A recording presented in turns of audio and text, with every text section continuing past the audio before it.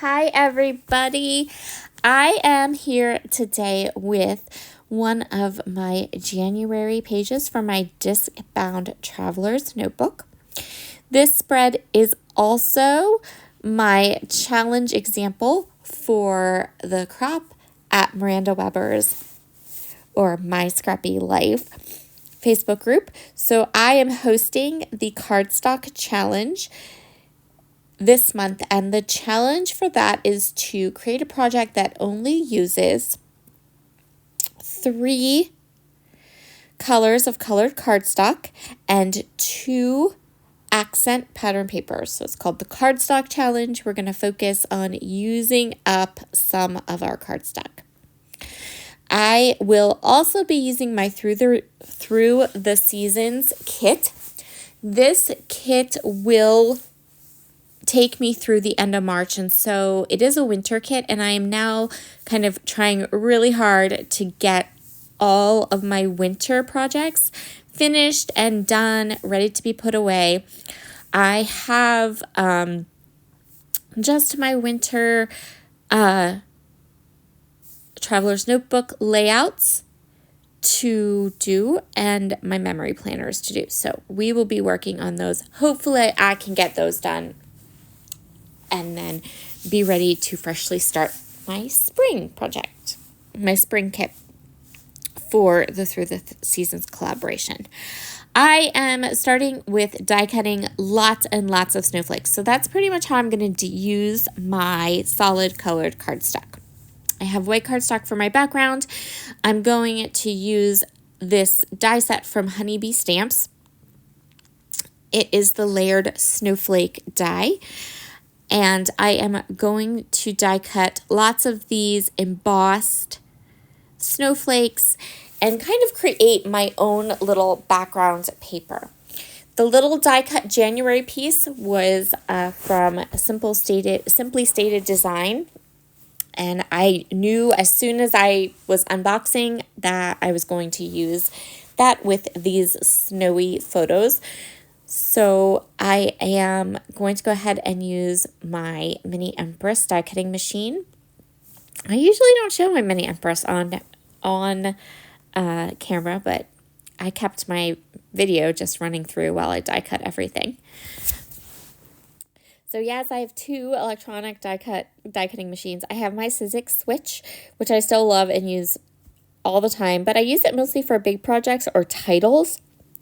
When I'm just doing small dies and I don't need I'm not working with a big project, I use this little Mini Empress, which it's branded by Anna Griffin, but I'm pretty sure it's a Spellbinders product. And I love this thing. The plates, they never warp. They work so well. I have had this little workhorse for a couple of years and I still have not replaced the plates. So that should tell you something right there. And it's really small. So I just keep it kind of beside my desk and pull it in when I just have a couple things to die cut, not necessarily a lot. And it works really well. And it works really good for crops and things like that too. If you want to take on my challenge, I will leave in the description box below a link to Miranda's Facebook group. It is My Scrappy Life. She hosts a crop in her Facebook group every month. So there's a whole group of us creators that grab one of her challenges. We create a project for that challenge. We post the challenge. And so the weekend of the crop, there is loads of inspiration from lots of different creators, and we have a really fun time. We also kind of get to hang out with Miranda. She does some lives throughout the weekend. It's really nice, and I enjoy the crop weekends immensely. For the photos, I am putting a mat of 2 different colors onto these pictures. One of them is just a thin white mat, and then a second one is going to be this pretty blue plaid paper. If you watched my Through the Seasons unboxing kit reveal and kit walkthrough from January, you know I have lots of blues and plaids and different colors in those tones. And so I'm wanting to use especially the scrap pieces. I know that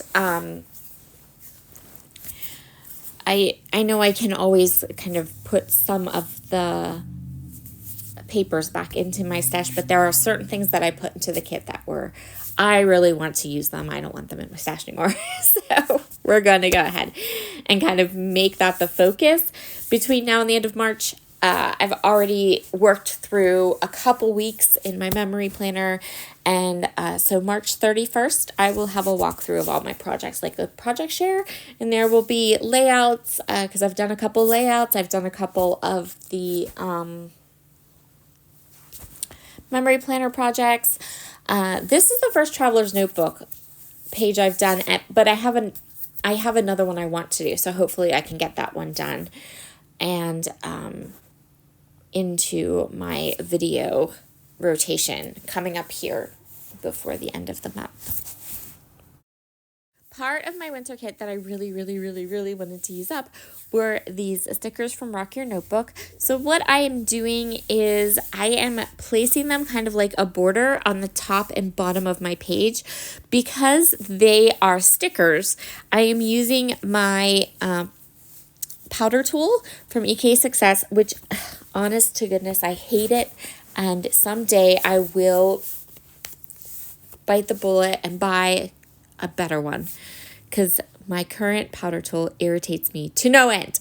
Look, I don't want to use it, so I'm literally just picking up some of the powder from my glass mat because it just drives me crazy.